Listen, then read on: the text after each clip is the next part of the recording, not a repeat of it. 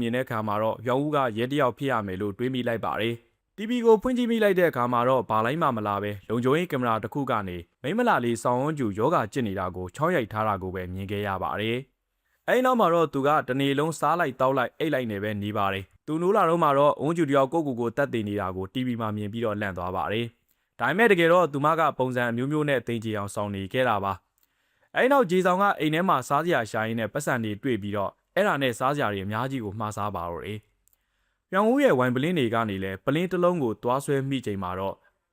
နိုင်ရန်နောက်ကနေလျှက်ဝက်အခန်းတစ်ခုပွင့်လာပါတယ်။ဒီအခန်းထဲမှာတော့လက်နက်တွေမှတ်ပုံတွေအတူတွေဖုံးတွေနဲ့အုံးကျူကိုစောင့်ကြည့်နေတဲ့ကင်မရာတွေအများကြီးရှိနေပြီးပြောင်ဦးကရဲတယောက်ဖြစ်ရမယ်လို့ဂျေဆောင်လဲတေချာသွားပါတော့တယ်။အုံးကျူကြောင့်ချက်လက်တွေမှာတော့သူမကအရင်ကလှုပ်ခဲ့တဲ့ကုမ္ပဏီရဲ့တရားမဝင်လုပ်ရက်တွေကြောင့်အချက်လက်တွေကိုရဲစီကိုအပ်ခဲ့လို့အခုတက်တဲ့ကာကွယ်အစီအစဉ်နဲ့နေရတာကိုသိလိုက်ပါတယ်။အခုရောင်ဦးကသူမကိုမကာကွယ်နိုင်တော့တာကြောင့်ဂျေဆောင်ကပဲကူပြီးလုပ်ပြီးဖို့ဆုံးဖြတ်လိုက်ပါတယ်။ဒါပေမဲ့သူမဘယ်နားမှာလဲဆိုတာကိုတော့သူမသိသေးပါဘူး။သူမကိုစကရင်ပေါ်ကနေကြည့်နေတော့စားစရာလာပို့တဲ့လူအတူတူပဲဆိုတာကိုသတိထားမိပြီးတော့သူမကသူ့ရဲ့အစာအုပ်ထဲမှာပဲနေမှန်းသိသွားပါတယ်။သူကအုံးကျူကိုအခန်းတိုင်းနီးပါးပတ်ရှာခဲ့ပေမဲ့လမ်းဆုံးကအခန်းတစ်ခုကိုမတော်တဆကြောမိသွားလို့မတွေ့ခဲ့ပါဘူး။ဒါပေမဲ့သူ့တိုက်ခန်းကိုပြန်ဥတဲ့အခါမှာတော့သူမလေးကျင်ကန်လှုပ်တာနဲ့အပေါ်ဓာတ်ကအတန်နဲ့တူနေတာကိုသတိထားမိပြီးအုံးကျူက